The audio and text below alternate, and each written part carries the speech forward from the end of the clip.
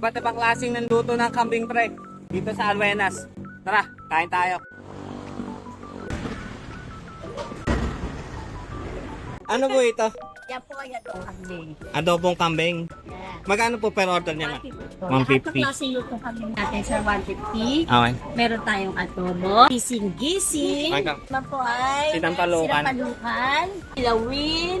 Yan, po ang pinawin natin. Ito po yung Papaitan. papaitan. At syempre, pinali, caldereta. 150 per order. Per order po. Tatambakol.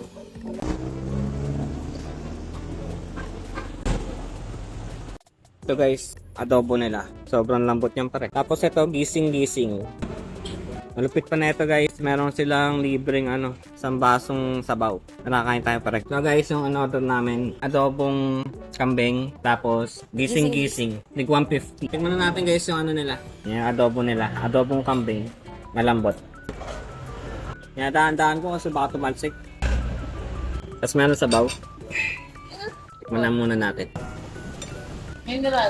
Sarap. Mahang. Tapos walang walang aftertaste. Tapos guys, ito naman yung gising-gising pala.